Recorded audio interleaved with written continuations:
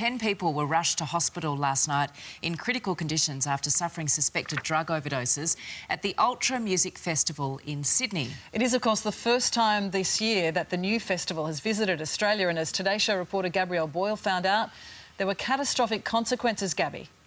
Yeah, that's right, Georgie. Deb, it was certainly a pretty disturbing routine. Hundreds of searches were conducted, 98 drug detections were made and a staggering 45 charges were laid. 10 of those were for drug supply. We went inside the Ultra Music Festival, now deemed high risk by the New South Wales State Government, and what we saw with our own eyes was incredibly confronting.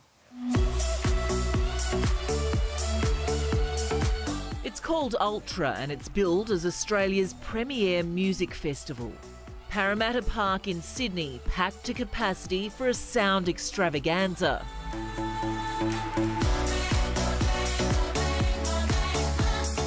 But when we went inside the festival, what we found was nothing short of shocking.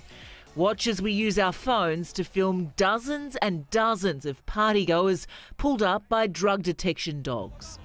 The police presence here today is extraordinary. As the thousands of people file through those front gates, almost all of them are being checked over by drug detection dogs. This girl we can see behind us here has been pulled over and identified. She's being questioned by police. She'll soon be asked to put her hands together and she'll be walked through that gate over there where she'll be further questioned by police. There were so many young people identified by police, we simply couldn't film them all. Many, like Abby Rayner here, were strip searched and cleared. And so they made you take all your clothes off? Yeah, I had to take my shorts off, take my belt off, literally take everything off. And then even when I was just in my bodysuit, she was like, all right, shake it for me. And I was like, okay. So like I had to get this and had to go to make sure there was nothing like hidden in there. Why do you think they picked you up? I have no idea. Honestly, I don't. But others were allegedly found with drugs and escorted from the festival. Were you found with an illegal substance today? Were you found with drugs on you today at the festival? It really is amazing when you see these drug detection dogs in action. They can sift through a crowd of hundreds of people and zone in instantly on the person they're after. As the afternoon wore on, one young man was carted out on a stretcher. At Sydney's Westmead Hospital, a 21-year-old man was rushed into emergency after a suspected drug overdose. And listen as one partygoer mistakes our cameraman for a dealer and tries to buy drugs. Hang on, what? Are you selling caps? No. No. One thing event organisers and police have had on their side today has been the weather. It's been overcast for most of the day. It's been pretty cool and at times it's even rained. Meaning if someone has taken a drug overdose, at least they're not coupling it with heat exhaustion, right?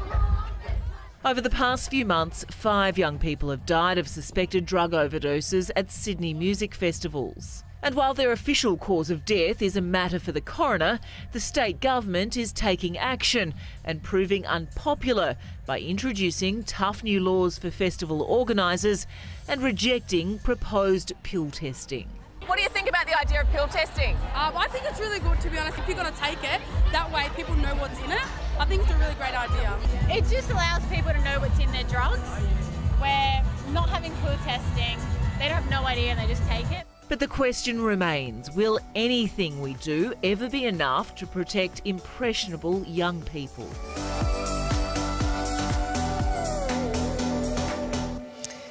Wow, what an interesting insight into the festival scene, and Gabby is here with us now.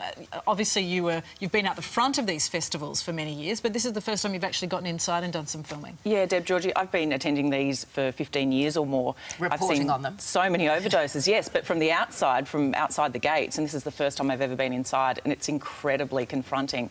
Seeing those lines of people waiting to come inside, and as soon as they reach past the gates, they're confronted by this line of police with sniffer dogs, dozens and dozens of police, and they pick them off so quickly. That's the thing that's astounding, how capable these dogs are of detecting drugs, pulling people aside. They weave their way through the crowd, pick them out, and they're off in a matter of moments. And this is police in uniform as well as undercover.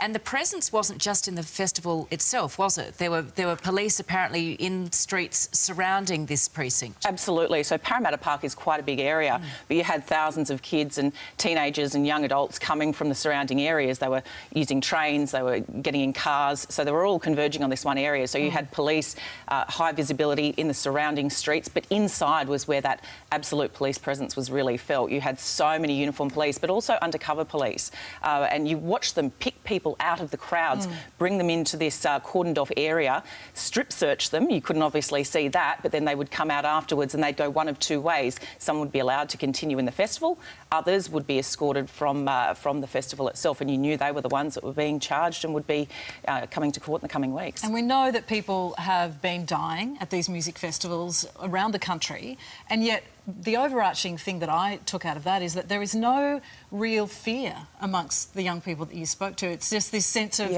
we want pill testing so we know what's in our pills because we're going to take them. There doesn't seem to be, you know, this whole message that's being driven home, don't take drugs. It's not resonating. Well, we know that for so many young people there is that feeling of absolute invincibility, that they believe that nothing's going to happen to them. And I know from experience, having attended these stories as a journalist, that things do happen. We had quite a few people go to hospital last night. Indeed, we've still got 2 people in a pretty serious way in Westmead Hospital today. So it does happen, and so many deaths do happen. We've got 5 deaths at the moment being investigated by the New South Wales State Coroner, and that's just over the past summer here in Sydney. So it's a significant problem.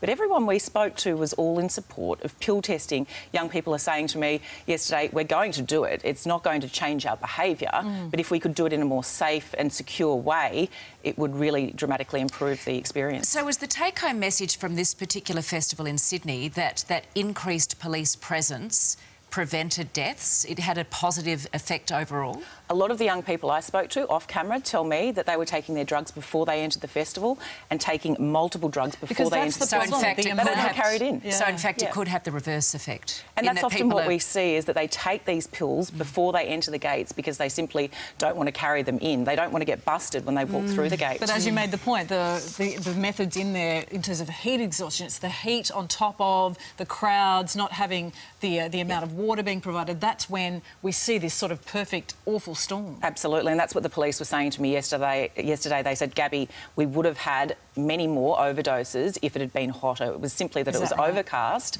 the conditions were cooler, so people were not responding in the same way that, say, they would in a 35-degree heat day. And that was one of the measures, wasn't it, put in place to have the festival later to hopefully prevent those higher temperatures. Yeah, but the reality is that many of these festivals happened at the height of summer. They happen over the Christmas, New Year period. It's the festival season, over the summer period. Yeah, it's a really difficult problem. Well, really fascinating insight. And how's that cameraman who got asked if he had any... He's a dealer. We were not prepared for that at all. Yeah, well done. Good story. Thank you, Gabby. Thanks, Gabby.